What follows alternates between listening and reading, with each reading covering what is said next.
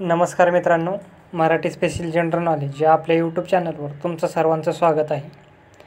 आजचा पहिला प्रश्न आहे, खालीलपैकी क्रियाविशेषण अव्यय वापरून वाक्यरचना केलेले योग्य विधान ओळखा.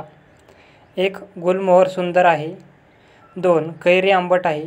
3. गोगलगाय हळूहळू चालते. आणि 4. मला मोगरा आवडतो. तर याचं योग्य उत्तर आहे 3. गोगलगाय हळूहळू चालते. हे वाक्य क्रियाविशेषण अव्यय वापरून तयार केलेले आहे. प्रश्न दुसरा आहे, खालील वाक्यप्रचाराचा योग्य अर्थ ओळखा.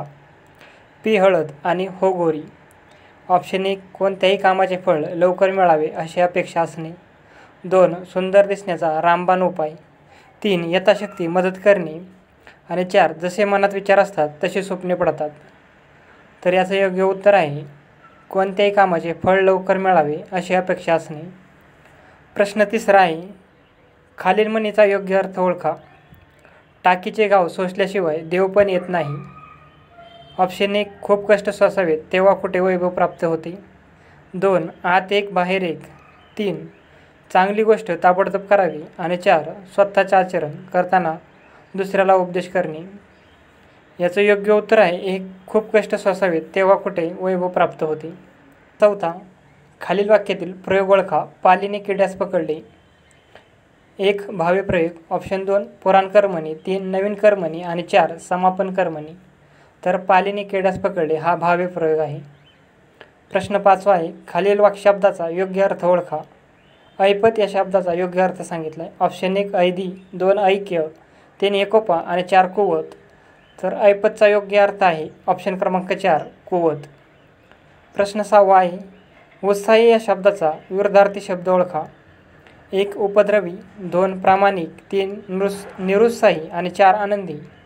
तर उत्साहीचा विरुद्धार्थी शब्द आहे ऑप्शन क्रमांक 3. निरुत्साही.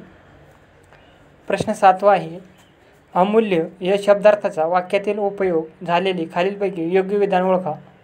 1. अमूल्य म्हणजे मोल नसलेले. 2. राग हा अमूल्य ठेवा आहे. 3. चोरी करणे हे अमूल्य कार्य आहे. आणि 4. निरोगी शरीर हा आपला अमूल्य ठेवा आहे. तर याचं योग्य उत्तर आहे 4. निरोगी शरीर हा आपला अमूल्य ठेवा आहे. प्रश्न 8 आहे, खालील शब्दाचा समास ओळखा. पंचपाळेचा समास ओळखाय सांगितला आहे. ऑप्शन 1. तत्पुरुष समास. 2. बहुव्रीही समास. 3. द्विगु समास. आणि 4. अव्ययभावी समास. तर पंचपाळेचा समास आहे द्विगुही समास म्हणजे ऑप्शन क्रमांक 3. प्रश्न 9 आहे, भिचकी वही या साहित्य अकादमी पुरस्कार प्राप्त कविता संग्रह कोणाचा आहे. 1. अरुण कोल्हटकर. 2. ग्रेस. 3. विंदा करंदीकर. आणि 4. दिलीप चित्रे. तर भिचकी वही हा अरुण कोल्हटकर यांचा कविता संग्रह आहे. प्रश्न 10 आहे, युगांतर ही कादंबरी कोणी लिहिली. 1. भैरप्पा. 2. नासी फडके. 3. शिवाजी सावंत. आणि 4. वि. स. खांडेकर. तर युगांतर या कादंबरीचे लेखक आहेत ऑप्शन क्रमांक 3. शिवाजी सावंत. प्रश्न 11 आहे, आळवावरचे पाणी या शब्दार्थाचा वाक्यातील उपयोग झालेले खालील योग्य विधान ओळखा. ऑप्शन क्रमांक 1. पाणी असलेल्या आळवाच्या वड्या खमंग होतात. 2. आळवावरचे पाणी आरोग्यदायी असते. 3. आळवावरचे पाणी दवबिंदूसारखे दिसते. आणि 4. आईचे रागवणे म्हणजे आळवावरचे पाणी.